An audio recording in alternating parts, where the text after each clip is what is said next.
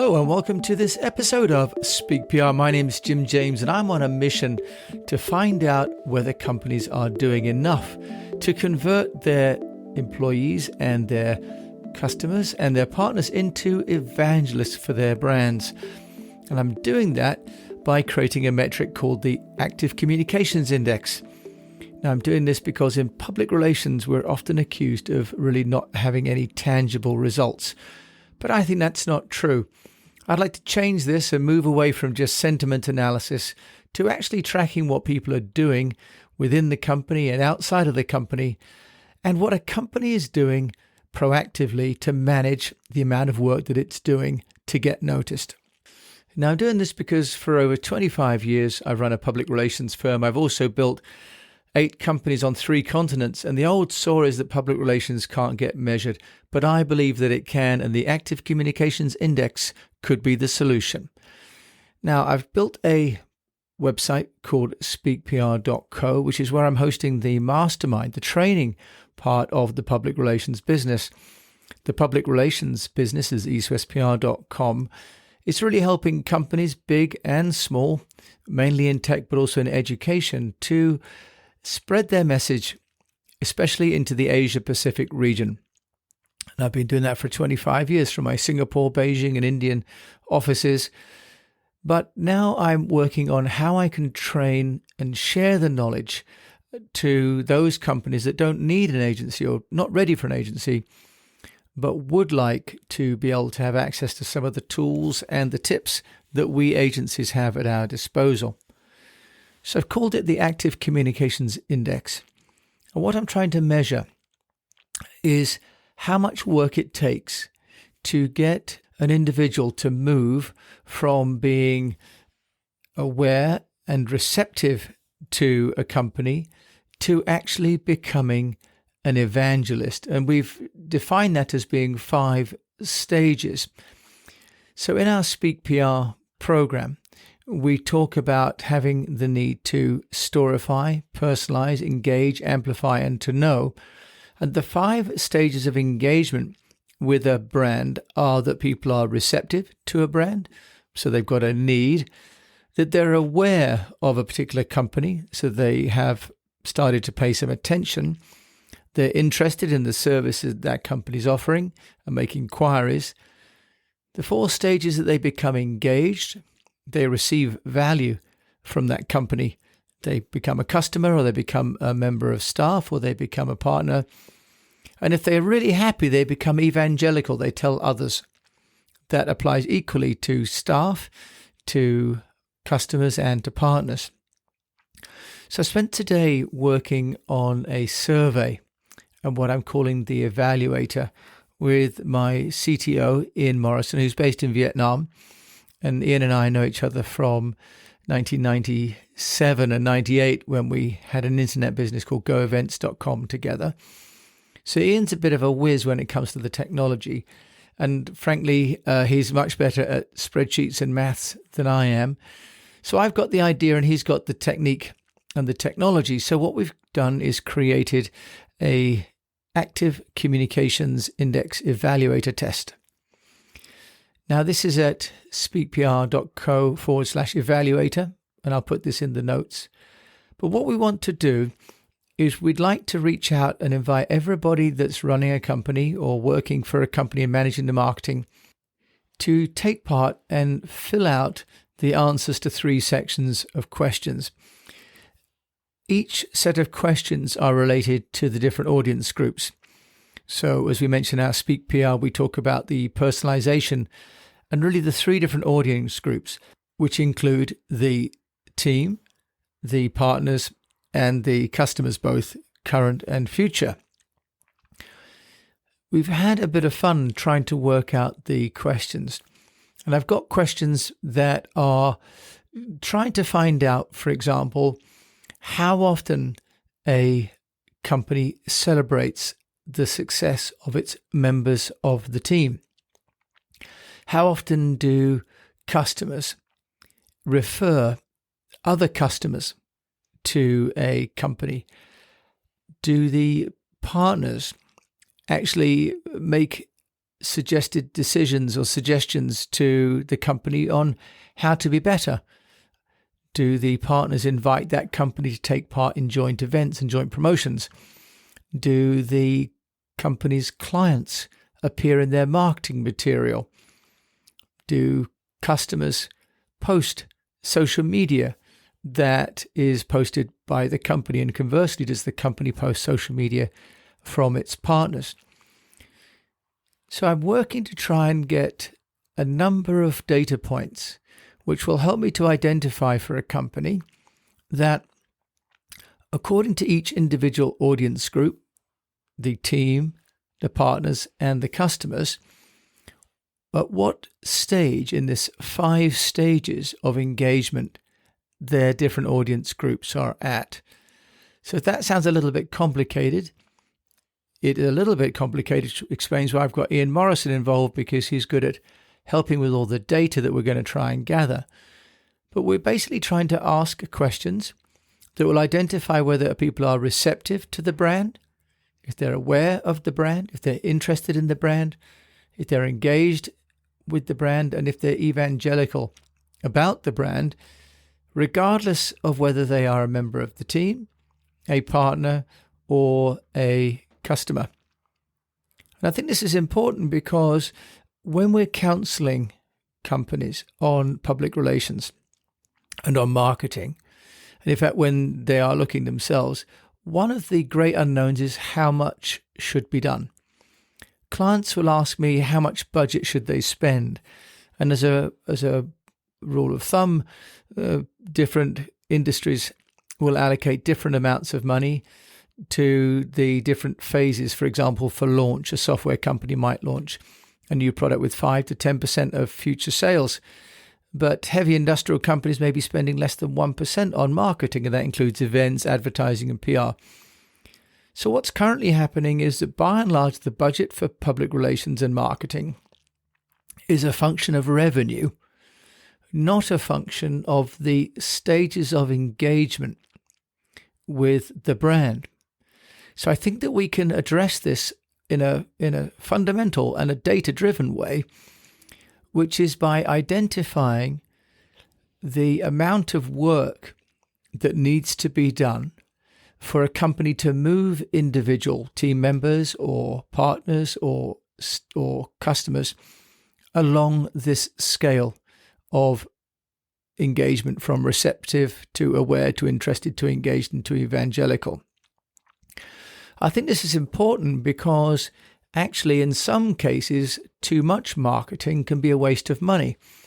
There is a different emphasis as well. If you have a customer group that's already evangelical about a brand, then it's a different kind of work and a different amount of budget, and also a different kind of reward.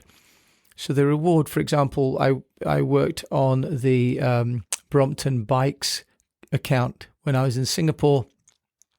We created a video for the Brompton Owners Club cycle around Sentosa and Singapore.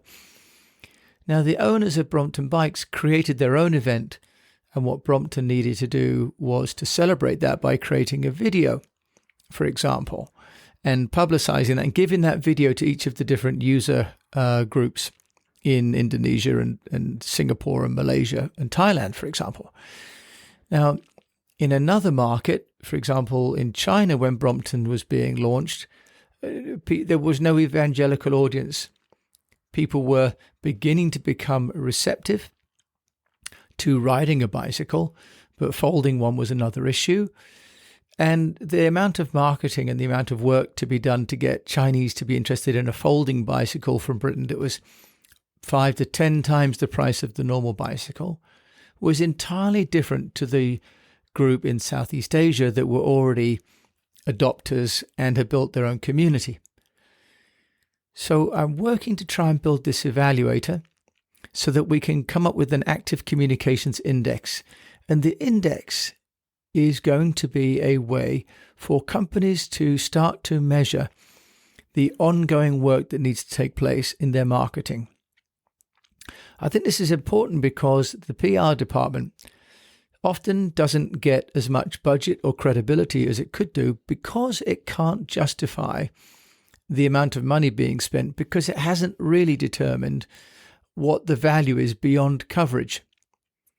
And I think this is a shame. And there are lots of great and talented people in the public relations industry and the advertising industry, but that's changed because of the digital nature of advertising and now the trackability of digital advertising. But public relations, I read still in the industry press, is struggling with metrics and this sort of angst about PR is useful, but how useful? If you don't do any, then we know that's a calamity. But if you do lots, how much becomes too much and a waste of money? So with the Active Communications Index, I want to move to a place where we can help clients to decide how much content they should distribute through how many channels at what frequency. And because the different communities will need different platforms and they'll need different community content, and the frequency for each audience group needs to be changed. And it needs to be changed according to where they're at along those 5 stages, which again were to be receptive, to be aware, to be interested, to be engaged, and then to become evangelical. So I'd like to invite you to help me, to help you, because this tool that we put on the website, the evaluator, will give companies both an absolute and a relative position and then some recommendations. So the absolute will be telling you how much work you're currently doing, and by the activities of the 3 stakeholder groups will give you an indication of where they're at along the 5 stages of engagement. Now, because we're gathering data from people around the world, in fact, about the company size and the number of channels they use and the industry that they're in and the geographical location, we're going to be building up a database which will enable us to start to tell a company how it's faring against similar companies. Just in the same way that LinkedIn has got its social selling index, and it tells an individual how they're doing within their own network in terms of their social selling index and how they're doing against other people with the same job title, job category. So it shows me my absolute position and my relative position. And that's useful. It tells me whether I need to do more or less. So with the Active Communications Index, I'm hoping to be able to share with you how much work you're doing, which you'll know to some degree, but by answering some of the questions, we hope to give you some extra insights. But second phase will be that by collating information from lots and lots of people, we'll be able to start to give people reassurance or encouragement that they're either doing the right amount of inbound marketing, that they are maybe spending too much time and money on inbound marketing and the ROI is declining, or that actually they need to get their skates on because their competitors are doing a great deal more. So I'm working to try and introduce metrics into public relations on the productivity side, not on the coverage side, because it's the productivity side that we can control. And as a business owner, knowing how much you've done and how much you've invested is actually more important than some of the vanity metrics about impressions and retweets and likes, because actually those metrics don't translate into anything really. They're a sort of a popularity rating of some kind. But as the algorithms are fickle and can get changed, 2 equivalent posts on 2 different days can receive entirely different receptions from the social media universe. But as we're trying to use social media to generate leads and inquiries, actually the vanity metrics don't really give us an indication of future sales because they vary so wildly. But just like any sales activity, we all know that it's the routine and the constant approach to the market when it comes to selling, and really that it's a numbers game, I believe that that's also the case with public relations. It's about a constant communication with those three audience groups to ensure that your staff are fully engaged and are evangelists for the brand and for the business, that the partners know enough about your company that they could sell your services to either their customers or to other customers, and that your current customers are so happy and know so much about what you're offering that they're actually also helping to become part of your extended sales force. So the Active Communications Index is the underlying index that I'm working to introduce with the Speak PR program so that business owners will have a number that they can use to measure the activity levels of their teams. I'm not there yet. We're at the beginnings of me working out how this all works. So if you've got any ideas, please do join me by writing or finding me on LinkedIn. But we do already have the framework. We do already have the list of 40 questions that Ian and I have put online. Invite you to come to the website, speakpr.co/evaluator, take the test, and work with us to change an industry for the better so that we can all get some metrics and get more productivity out of our public relations. So thank you so much for listening to this episode of Speak PR. If you like this, please rate it, do share it. We have a weekly newsletter that goes out every Friday, and we're up to issue 25 this week, I believe. And the podcast here is now up to issue 203, and we've got past our 6,000th download. So we're working hard here in the studio shed, and appreciate that you are taking the time to listen. And hopefully you've learned a little bit of something that helps you and your business. So my name is Jim James. Thank you for listening, and I wish you the best of health, that you have a profitable and surviving business considering the current lockdown situation all over the world, and that if you're interested in getting some numbers into your PR, you'll come across and take the evaluator test.